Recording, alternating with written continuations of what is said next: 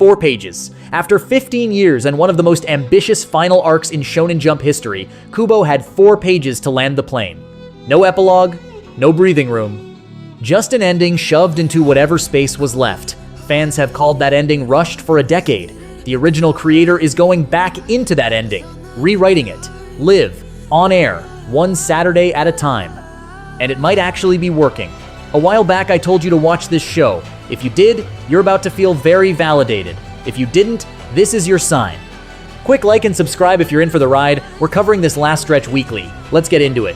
Bleach ran from 2001 to 2016. By most accounts, the back half, especially the Thousand-Year Blood War arc, was written under brutal conditions. Shrinking magazine space, real health struggles for Kubo, and a finale fans widely describe as compressed. Huge deaths, huge reveals, given a page where they needed a chapter. And it gets worse. The original 2004 to 2012 anime never even adapted this arc. It ended before Thousand-Year Blood War started. So for over a decade, the most important arc in one of the big 3 existed only on the page, rushed pacing and all, nothing to soften it. That's the wound. Everything else in this video only makes sense against that. October 2022, 10 years after the original anime ended, Studio Pierrot finally adapts Thousand-Year Blood War as a 4-part event, not a rushed core and done. After Part 1, TYBW became the highest-rated anime on my anime list, full stop. Part 3 topped weekly seasonal rankings 7 separate weeks, but this journey escalates. Part 3 is where you really see the anime stop being an adaptation and start being a rewrite. The Yamamoto vs. Yhwach rematch got entire new attack exchanges that don't exist on the page, plus an added line of Yamamoto's own dialogue and extra Bankai detail the ground melting under his Zanka no Tachi. The Part 3 finale threw in a fully anime-only battle between Ichigo and Uryu that isn't in the manga at all, and gave background characters like Soifon and the Visored group moments the source material skipped entirely.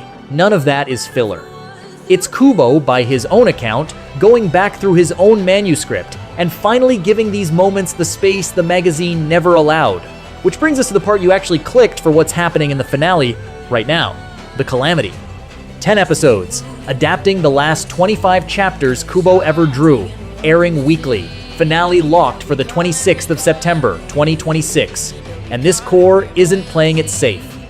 Episode 2 alone hit a 9.8 out of 10 on IMDb, one of the highest rated single episodes of any anime this year. But episode 5, titled Defend You, released this past Saturday, is the one you need to actually understand, because it might be the single boldest thing this adaptation has done in 4 years. Here's what happens. Ichigo throws everything he has at Yhwach. Partial holification, fused with a Getsugasero blast, an attack that barely exists as a footnote on the page, and it doesn't work. So, the anime does something the manga never had room to do. It gives Ichigo's true Bankai a full, extended showcase. Not a panel, not a splash page. Minutes of it animated, scored, allowed to actually breathe as a moment instead of a plot beat you blink and miss, and it still isn't enough. So the episode pivots to Orihime and gives her an entire original confrontation with Yhwach that barely exists in the source material. It ends on 2 words breaking apart on screen, spelling out the episode's own title, and then nothing. No ending theme, no next episode preview. The show just goes silent and lets you sit with it. Reviewers have called it flat out the best episode Bleach has ever produced, anime or manga. And here's the detail that tells you how deliberate this all is. The studio confirmed they're no longer adapting these chapters in publication order. They're actively restructuring the sequence of Kubo's own ending, not just adding scenes, but rebuilding the architecture around them. 5 episodes down, 5 to go. The throne room fight, Uryu versus Hashwolf, all of it still building. If a mid-core episode can pull something like this off, the finale on September 26th has a genuinely absurd amount to live up to. Is this perfect? No adaptation this size lands every swing clean, and Part 3 caught real backlash for at least one over-the-top effects sequence fans didn't love. But perfect was never really the point. What's actually happening is rarer than perfect.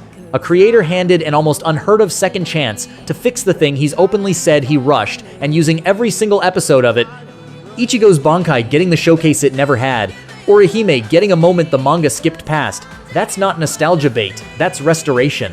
That's the story of this final season. Not the ending was secretly fine all along. It's the ending is finally being allowed to be what it was always supposed to be 10 years late, one Saturday at a time. So, are the anime original editions elevating this ending? Or does the manga's raw, tighter version still deserve the credit? Tell me in the comments. And hey, if my old Watch Bleach video is the reason you're invested enough to be here for the ending, do me a solid and hit subscribe. We're covering every episode until the finale drops. See you for episode 6.